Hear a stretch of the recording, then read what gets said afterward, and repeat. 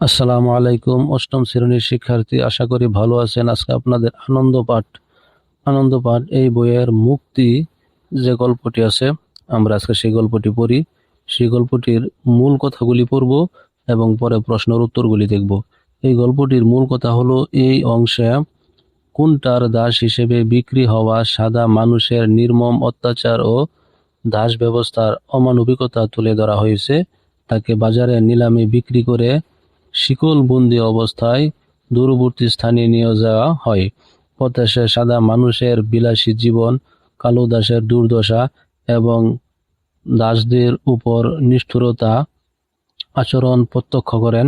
নিজের স্বাধীনতা ও স্বদেশে ফিরে যাওয়ার আকাঙ্ক্ষা তার মধ্যে আরো তীব্র হয়ে ওঠে। অবশেষে সুযোগ পেয়ে কোনটা এক কালো প্রহরীকে হত্যা করে শিকল থেকে মুক্ত হয়ে অন্ধকার রাতে পালিয়ে যায়। পুরো অংশ স্বাধীনতার আকাঙ্ক্ষার, দাসত্বের নির্মমতা, বর্ণ বৈষম্য এবং মুক্তির জন্য মানুষের অদম্য সংগ্রাম। এবার চলো দেখি, তোমাদের যে এখানে 4টি প্রশ্ন আছে, সেই প্রশ্নের উত্তরগুলি দেখি।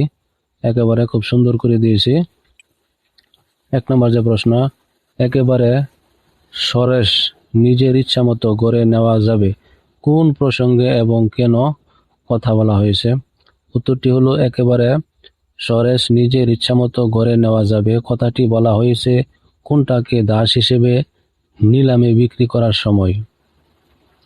আফ্রিকা থেকে অপহৃত হয়ে কোনটা যখন বন্দীদের সঙ্গে সাদা মানুষের হাতে বন্দী ছিল, তখন তাকে অন্য বন্দীদের সঙ্গে জামা কাপড় পরিয়ে বাজারে তোলা হয়।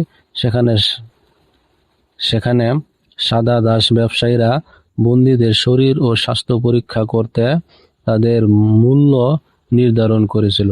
কোনটা শরীর ছিল সবল, স্বাস্থ্যবান ও কর্মক্ষম, তাই তাকে নিলামে তোলার সময় একজন সাদা মানুষ কোনটার শরীরের বিভিন্ন দিক দেখিয়ে তার প্রশংসা করে উক্ত কথাটি বলেন। সরেস বলতে এখানে উৎকৃষ্ট, শক্তিশালী ও ভালো মানের বোঝানো হয়েছে। কোনটার বয়স কম, শরীর শক্তিশালী এবং সে পরিশ্রম করার উপযুক্ত। এসব দেখে দাস ব্যবসায়ী বুঝতে পেরেছিল যে কোনটাকে দিয়ে প্রচুর শ্রম করানো যাবে, তাই সে বলেছিল নিজের ইচ্ছামতো গড়ে নেওয়া যাবে। এর অর্থ হলো কোনটাকে নিজের ইচ্ছামতো কাজে ব্যবহার করা এবং তার শ্রমকে শোষণ করা সম্ভব। এই কথার মধ্য দিয়ে দাস প্রথার ভয়াবহ অমানবিক দিকটি প্রকাশ পেয়েছে। একজন মানুষকে মানুষ হিসেবে না দেখে পশু বা পণ্যর মতো বিচার করা হচ্ছে। তার স্বাধীন ইচ্ছা, অনুভূতি, পরিবার সদস্য, মানবিক মর্যাদার কোনো মূল্য নেই। কেবল তার শারীরিক শক্তি ও শ্রম দেওয়ার ক্ষমতার ভিত্তিতে তার দাবি নির্ধারণ করা হয়েছে। এইভাবে ক নাম্বারটি লিখবে। এবার চলো খ নাম্বারটি দেখি।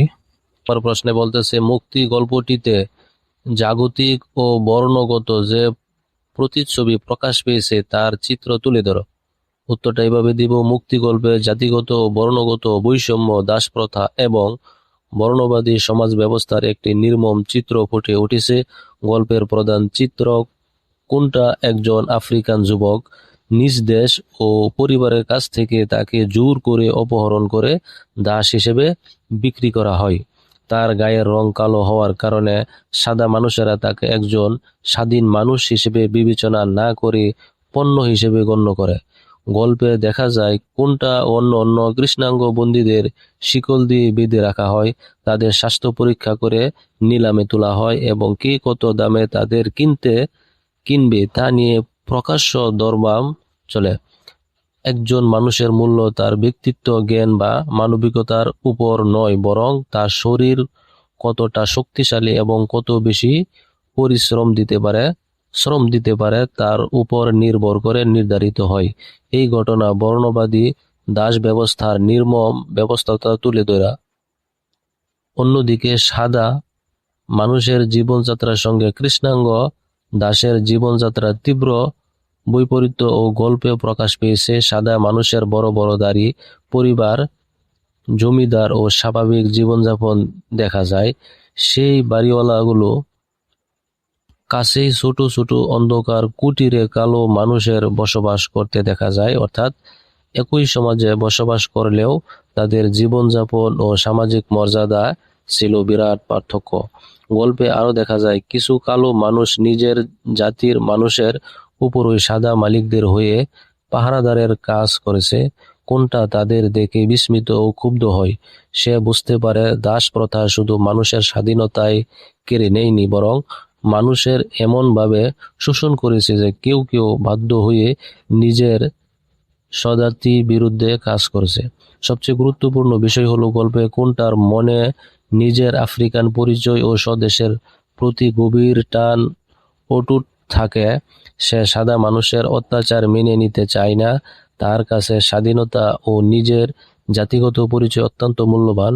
তাই গল্পটি বর্ণবৈষম্য ও দাসপ্রথার বিরুদ্ধে মানুষের স্বাধীনতার আকাঙ্ক্ষাকে শক্তিশালী প্রকাশ করেছে। সুতরাং বলা যায় মুক্তি গল্পে সাদা ও কালো মানুষের সামাজিক বৈষম্য, কৃষ্ণাঙ্গের উপর নির্যাতন, দাস হিসেবে বিক্রি এবং বর্ণের ভিত্তিতে মানুষের মর্যাদা নির্ধারণের মতো ভয়াবহ বাস্তবতার প্রতিচ্ছবি অত্যন্ত মর্মস্পর্শভাবে ফুটে উঠেছে। এবার দেখো 2 নম্বরের ক প্রশ্নটি, কিন্তু এ কেমন কালো লোক কোন প্রসঙ্গে এবং কেন একথা বলা হয়েছে? উত্তরটি আমরা লিখব, কিন্তু এ কেমন কালো লোক কথাটির কোনটার মনে উদয় হয়েছিল যখন তাকে নিলামে বিক্রি করার পর একজন কালো লোকের হাতে শিকল দিয়ে তুলে দেওয়া হয়। কোনটা আশা করেছিল কালো মানুষটি হয়তো তার নিজের স্বজাতি মানুষ হিসেবে তার প্রতি সহানুভূতিশীল হবে এবং তাকে সাহায্য করবে, কারণ কোনটা নিজেও একজন আফ্রিকান কৃষ্ণাঙ্গ মানুষ। তাই নিজের মতো একজন কালো মানুষকে দেখে তার মনে স্বাভাবিকভাবেই সাহায্য পাওয়ার আশা জেগেছিল, কিন্তু বাস্তবে সে সম্পূর্ণ বিপরীত আচরণ দেখতে পেল। সেই কালো লোকটি সাদা মানুষের নির্দেশে কোনটাকে শিকলবন্দি করে গাড়িতে তুলে নিয়ে যায়। কোনটার অনুনয়, বিনয় ও অসহায় দৃষ্টির প্রতিও তার কোনো সহানুভূতি দেখা যায় না। সে নির্ভীকভাবে কোনটাকে টেনে নিয়ে যায় এবং সাদা মানুষের নির্দেশ পালন করে। এতে কোনটা গভীরভাবে স্মিত ও ক্ষুব্ধ হয়। তার মনে প্রশ্ন জাগে, এ কেমন কালো মানুষ যে নিজের স্বজাতি একজন বন্দীকে সাহায্য না করে বরং তাকে বন্দী করে রাখছে। কোনটার কাছে বিষয়টি আরো অস্বাভাবিক মনে হয়, কারণ সে আফ্রিকার সমাজে মানুষে মানুষে পারস্পরিক সম্পর্ক ও স্বজাতির প্রতি দায়িত্বের ধারণার সঙ্গে পরিচিত ছিল। এই উক্তিটির মাধ্যমে দাসপ্রথার আরেকটি ভয়াবহ দিক প্রকাশ পেয়েছে। দীর্ঘদিনের শোষণ ও দাসত্বের ফলে কিছু কৃষ্ণাঙ্গ মানুষও সাদা দাস মালিকের অধীনে কাজ করে বাধ্য হয়েছিল। তারা নিজেরাই শোষিত হয়েও অন্য কৃষ্ণাঙ্গর উপর শোষণ চালাতে বাধ্য হতো। কোনটার চোখে তাই ওই কালো লোকটি নিজের জাতিসত্তা ও মানবিকতা থেকে বিচ্ছিন্ন একজন মানুষ বলে মনে হয়েছিল। অতএব কিন্তু এ কেমন কালো লোক উক্তিটির মধ্যে কোনটার বিস্ময়, হতাশা, ক্ষোভ এবং স্বজাতির মানুষের কাছ থেকে সাহায্য না পাওয়ার গভীর বেদনা প্রকাশ পেয়েছে। এবার দেখো 2 নম্বর খ এ কি বলছে, তরুণ কোনটা তার বুদ্ধি ও সাহস দিয়ে নিজেকে মুক্ত করতে পেরেছে। তুমি কি এ বক্তব্য সমর্থন করো? যুক্তি দাও। আমরা এভাবে লিখব, হ্যাঁ, আমি বক্তব্যটির সম্পূর্ণভাবে সমর্থন করি। তরুণ কোনটা তার অসাধারণ বুদ্ধি, ধৈর্য, সাহস, আত্মসংযম এবং স্বাধীনতার অদম্য আকাঙ্ক্ষার মাধ্যমে নিজেকে মুক্ত করতে সক্ষম হয়েছিল। শারীরিকভাবে সে দুর্বল হয়ে পড়লেও তার মনোবল কখনো ভেঙে যায়নি। কোনটাকে আফ্রিকা থেকে অপহরণ করে সাদা দাস ব্যবসায়ীদের হাতে তুলে দেওয়া হয়েছিল। তাকে শিকল দিয়ে বন্দি রাখা হয় এবং নিলামে একজন দাস হিসেবে বিক্রি করা হয়। এরপর তাকে অজানা জায়গায় নিয়ে যাওয়া হয়। পথে তাকে পাহারা দেওয়া হয় এবং একটি খুঁটির সঙ্গে শিকল দিয়ে বেঁধে রাখা হয়। এতে নির্যাতনের মাধ্যমে কোনটা পলানোর সুযোগ খুঁজতে থাকে। কোনটা সবচেয়ে বড় গুণ ছিল তার ধৈর্য ও বুদ্ধিমত্তা। সে বুঝতে পেরেছিল যে হঠাৎ করে শিকল ভাঙার চেষ্টা করলে আশেপাশের লোকজন ছুটে আসবে এবং তাকে আরো কঠোরভাবে পাহারা দেওয়া হবে। তাই সে নিজের রাগ ও আবেগকে নিয়ন্ত্রণ করে উপযুক্ত সময়ের অপেক্ষা করতে থাকে। সে জানতে মুক্ত হতে হলে তাকে মাথা ঠান্ডা রাখতে হবে এবং অযথা শক্তি নষ্ট করা যাবে না। তার মধ্যে স্বাধীনতার প্রবল আকাঙ্ক্ষা ছিল। সে সাদা মানুষের দেওয়া খাবার ও চাদর পর্যন্ত অনেক সময় প্রত্যাখ্যান করে নিজের প্রতিবাদ প্রকাশ করেছে। তার মনে ছিল যে মানুষ তাকে শিকল দিয়ে বন্দী করেছে, তার দয়া গ্রহণ করা স্বাধীন মানুষের মর্যাদার সঙ্গে সামঞ্জস্যপূর্ণ নয়। এইভাবে আমরা পুরোটুকু লিখব, তাহলে হয়ে যাবে। আজকে এই পর্যন্তই, ধন্যবাদ।